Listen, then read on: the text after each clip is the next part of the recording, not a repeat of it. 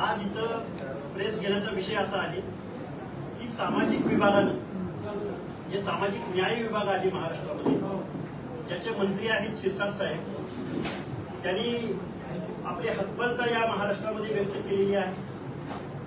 मी त्याच्याही पलीकडे जाऊन या महाराष्ट्राचे अर्थमंत्री माननीय अजितदादा पवार यांच्या हेतूवर शंका उपस्थित करेन, कारण गेल्या कित्येक वर्षापासून महाराष्ट्राच्या अर्थ खात्यावर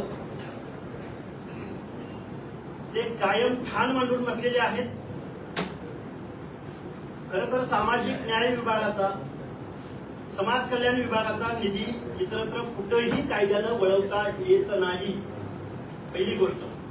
दुसरी गोष्ट, एससी विभागाचे 410 कोटी आणि एसटी विभागाचे 350.5 कोटी असे टोटल 746 करोड रुपये या महाराष्ट्राच्या अर्थमंत्र्यानं वेगवेगळ्या खात्यांकडे वळवलेले आहेत। कोण म्हणते लाडक्या बहिणी योजनेकडे वळवलेले आहेत। शासनाने लोककल्याणकारी योजना राबवल्यात, त्याला आमचं दुमत असण्याचं कारण नाही, पण अजितदादांना आमचा सवाल आहे की अजितदादाच्या एका कारखान्याचा जेवढा फायदा किंवा उत्पन्न मिळतं तेवढा सुद्धा या सामाजिक न्याय विभागाचं बजेट नाही।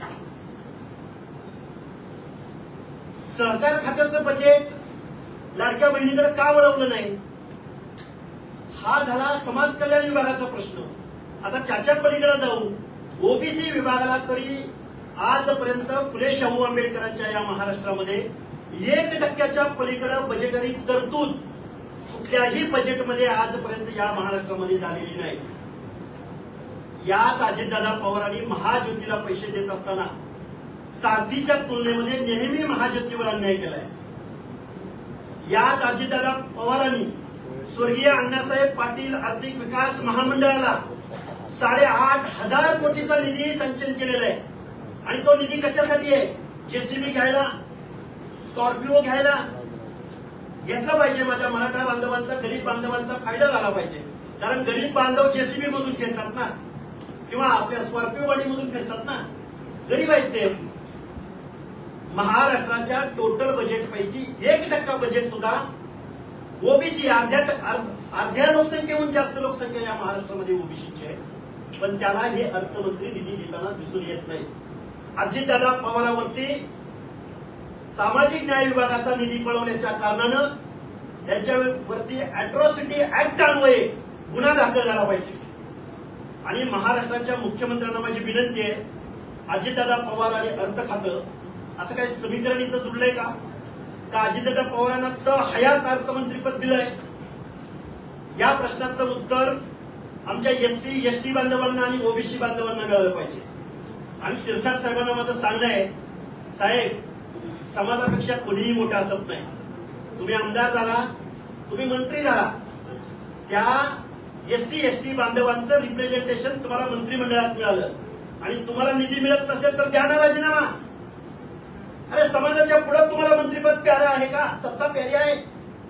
त्यामुळे शिरसाट साहेबांनी पहिला राजीनामा द्यावा आणि अजितदादा पवारांवरती अॅट्रॉसिटी अंतर्गत गुन्हा दाखल झाला पाहिजे, अशी माझी मागणी ओबीसी आंदोलक म्हणून त्यांच्या समोर आहे।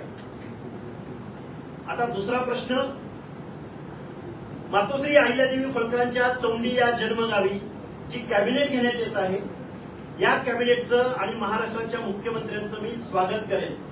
स्वागत यासाठी करेन की या महाराष्ट्रामध्ये आजपर्यंत मुंबई अथवा नागपूर सोडून पहिल्यांदा मला माझ्या माहितीप्रमाणे कॅबिनेट एका वेगळ्या ठिकाणी होते। तो मातोश्री अहिल्यादेवी होळकरांच्या कार्याचा, कर्तृत्वाचा तो गौरव या हेतूने ते कॅबिनेट घेत आहेत, त्यांचं हार्दिक असं स्वागत करेन।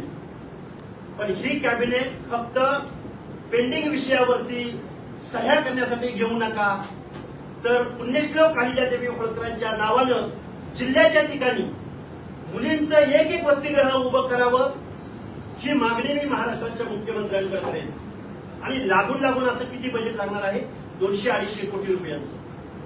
बघा, या महाराष्ट्राच्या मुख्यमंत्र्यांनी एक योजना दूत म्हणून एक योजना आणली आणि त्या योजना दूत अंतर्गत 5,000 स्वयंसेवक नेमले जाणार आहेत, त्यांना महिन्याला 10,000 रुपये दिले जाणार आहेत, त्याच्यावरती खर्च हा 500 कोटी रुपयाचा होणार आहे। माझी मुख्यमंत्री महोदयांना एक कार्यकर्ता म्हणून विनंती आहे की तुम्ही त्या त्या विभागाचे कर्मचारी नक्की करतात काय की तुम्हाला असे स्पेशली योजना दूत बनवावे लागले. हे 500 कोटी रुपये जरी त्यांनी या अनावश्यक गोष्टीसाठी टाळले. अरे तुम्ही जाहिरातीवर खर्च करता, तुम्ही कोऑपरेटिव्ह सेक्टरवरती 1200-1300 कोटी रुपये देता, तुम्ही डीसीसी बँकांना अनुदान देता. हे पैसे कुणाचे आहेत?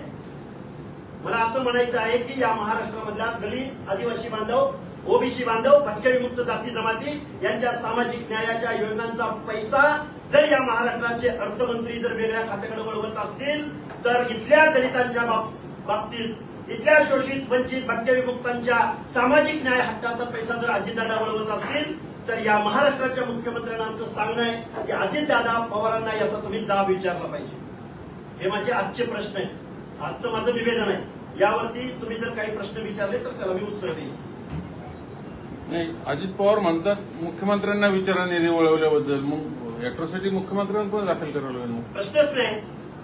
ज्यावेळी कॅबिनेटमध्ये एखादा निर्णय होतो त्यावेळी संपूर्ण कॅबिनेट त्याला जबाबदार असतं, मुख्यमंत्रीही त्याला जबाबदार असतात.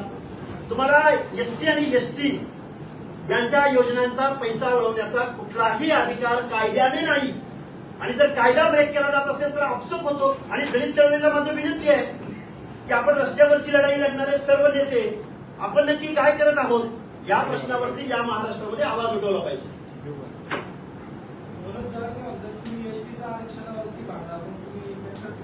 बघा, मनोज जरांगेला एकतर कायदा कळत नाही, कानून कळत नाही. मनोज जरांगे आपल्या बॅनरवरती कधी फुले शाहू आंबेडकरांचा फोटो लावत नाही.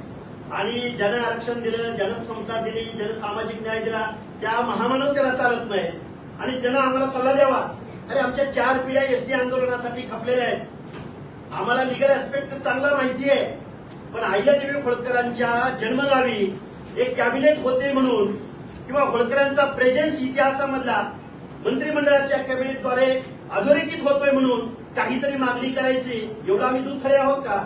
आणि धनगरांना ओबीसी मधून बाजूला काढलं म्हणजे ओबीसीची चळवळ किंवा ओबीसीच्या इतर जाती आपल्याला विरोध करणार नाहीत म्हणजे ओबीसीची चळवळ नामोहरम होईल. हा जर त्यांचा हेतू असेल तर जरांगेनं तो विसरून जावा.